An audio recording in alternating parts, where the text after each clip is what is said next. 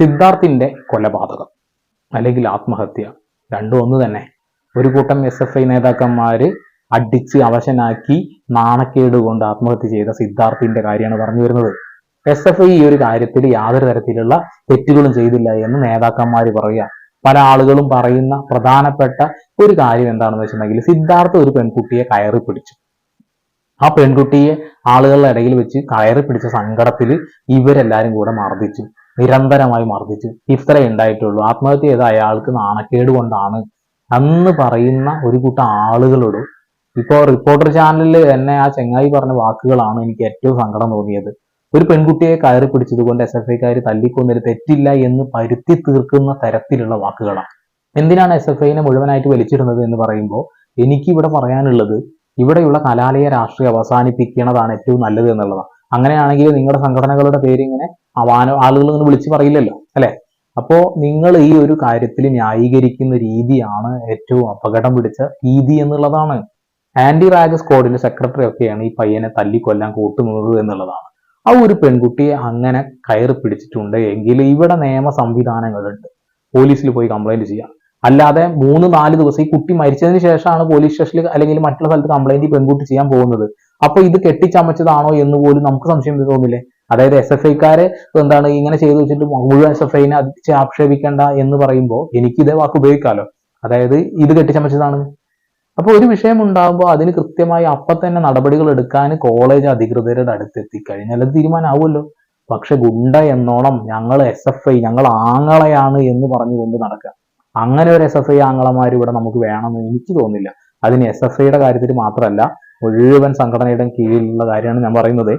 അങ്ങനെ ഒരു വിഷയം ഉണ്ടാകുമ്പോൾ അത് കോളേജ് അധികൃതരെ അറിയിക്കുക. അവിടെ നിന്ന് തീർപ്പാവാത്ത പക്ഷം അന്ന് തന്നെ വേണമെങ്കിൽ പോലീസ് സ്റ്റേഷനിൽ പോയിട്ടൊരു കംപ്ലൈന്റ് ചെയ്യുക. അതൊന്നും ചെയ്യാതെ ഒരു പാവപ്പെട്ട പയ്യനെ ഇമ്മാതിരി തല്ലൊക്കെ തല്ലിയിട്ട് എന്താ പറയാ, പല സ്ഥലങ്ങളിലും കൊണ്ടുപോയി അടിച്ചു എന്ന് പറയുന്നത്. ആങ്ങളമാരുടെ ഒരു കരുത്തൊന്ന് ആലോചിച്ച് നോക്കണം. ഒരു പയ്യന് ഭക്ഷണം പോലും കൊടുക്കാതെ 3 ദിവസം. അപ്പൊ അതിനുള്ള ന്യായീകരണം എന്താ അറിയോ? ഭക്ഷണം കഴിക്കാഞ്ഞിട്ട് മനഃപൂർവ്വം അവിടെ വിൽക്കിയിരുന്നത്. പിന്നെ നാട്ടുകാരെ മുന്നിലിട്ടിട്ട് 160 ആളുകൾ 150 ആൾക്കാരെ ഇടയിലിട്ടിട്ട് ചവിട്ടിക്കൂട്ടിയിട്ട് ഇങ്ങനെ ഭയങ്കര സന്തോഷമാവുമല്ലോ നമുക്ക് ഭക്ഷണം കഴിക്കാം. അപ്പൊ സ്വന്തം ക്ലാസ്മേറ്റ് റൂംമേറ്റ് പോലും ഈ ഒരു കാര്യത്തിൽ ഈ പറഞ്ഞ സിദ്ധാർത്ഥിനെ ചതിച്ചു എന്നുള്ളതാണ്. ഇനി അതൊക്കെ പോട്ടെ, SFIയുടെ കൊടി പിടിക്കുന്ന ഒരു സഖാവാണ് ഈ സിദ്ധാർത്ഥ്. അങ്ങനെ എന്തെങ്കിലും വിഷയം ഉണ്ടെന്നുണ്ടെങ്കിൽ പൊതുമധ്യത്തിൽ മാപ്പ് പറയിപ്പിക്കാൻ കഴിയും. അല്ലെങ്കിൽ ഈ ഒരു കാര്യത്തിൽ സിദ്ധാർത്ഥിനെ കൂട്ടിക്കൊണ്ടുപോയിട്ട് ഒരു പോലീസിൽ ഒരു പരാതി നേരിട്ട് കൊടുക്കാൻ കഴിയും. അങ്ങനെ വിളിച്ചാൽ വരാതെ ഓടി ഒളിക്കുന്ന ഒരു മനുഷ്യനല്ലല്ലോ സിദ്ധാർത്ഥ്. എന്നിട്ട് പോലും എന്തിനാണ് അവിടെ ഇട്ട് തല്ലിക്കൊന്നത് എന്നുള്ളതാണ്. ഇത് ശരിക്കും പറഞ്ഞാൽ കോളേജ് രാഷ്ട്രീയം എത്രത്തോളം അധപ്പതിച്ചു, എത്രത്തോളം അപകടം പിടിച്ചതാണെന്നുള്ള ഏറ്റവും വലിയ തെളിവാണ്.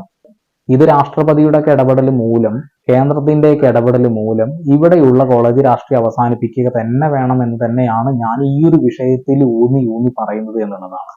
ഇതൊരു പ്രത്യേക വിഭാഗം, ഒരു പ്രത്യേക സംഘടനയുടെ മാത്രം പ്രശ്നമല്ല. ഇവിടെ KSU ചെയ്യും, SFI ചെയ്യും, ABVP ചെയ്യും, ഇവരെല്ലാവരും ചെയ്യും. അപ്പോ ഇത് ന്യായീകരണത്തിന് വേണ്ടിയിട്ട് SFI ഇത് ചെയ്തപ്പോ ഇത് എനിക്ക് വീണ് കിട്ടിയ അവസരമാണ് എന്ന് പറഞ്ഞ് KSUക്കാര് വിളിച്ചു പോകുന്നത് അല്ലെങ്കിൽ ABVPക്കാര് വിളിച്ചു പോകുന്നതുമായിട്ടുള്ള കാര്യങ്ങളുണ്ടല്ലോ, അതൊന്നും വേണ്ട. ഇത് ശരിക്ക് തെറ്റായുള്ള കാര്യമാണ്. ഈ പറയുന്ന സിദ്ധാർത്ഥിനെ കൊല ചെയ്തു എന്ന് പറയുന്ന ഒരു കാര്യം ഉണ്ടല്ലോ, അത് തെമ്മാടിത്തരം തന്നെയാണ്. അത് അനുവദിച്ചു കൊടുക്കാൻ കഴിയില്ല. പെൺകുട്ടിയെ അങ്ങനെ എന്തെങ്കിലും ചെയ്തിരുന്നെങ്കിൽ എത്രയും പെട്ടെന്ന് പോലീസ് സ്റ്റേഷനിൽ പോയിട്ട് കംപ്ലൈന്റ് ചെയ്യുക, കോളേജ് അധികൃതരെ വിളിച്ച് അറിയിക്കുക. നാളെ ഒരു SFI ആങ്ങളമാരാവുകയോ ഒരു ASU ആങ്ങളമാരാവുകയോ ഒരു ABVP ആങ്ങളമാരാവുകയോ നിങ്ങൾ ചെയ്യണ്ട. ഒരു കോളേജ് രാഷ്ട്രീയത്തിൽ നിങ്ങൾ എന്തിനാണ് നിയോഗിക്കപ്പെട്ടത് അത് ചെയ്യുക എന്നുള്ളതാണ്. അവിടുത്തെ സ്റ്റുഡൻസിന്റെ ആവശ്യങ്ങൾ നിറവേറ്റാൻ വേണ്ടിയിട്ടാവുമല്ലേ ഒരു പക്ഷെ. അങ്ങനെ ഒരു ആവശ്യം എന്താണ്? ഈ കുട്ടിയെ തല്ലിക്കൊല്ലലല്ല, അവിടെ നിയമത്തിന്റെ മുന്നിലേക്ക് കൊണ്ടുവരിക എന്നുള്ളതാണ് നിങ്ങളുടെ ഏറ്റവും വലിയ കടമ.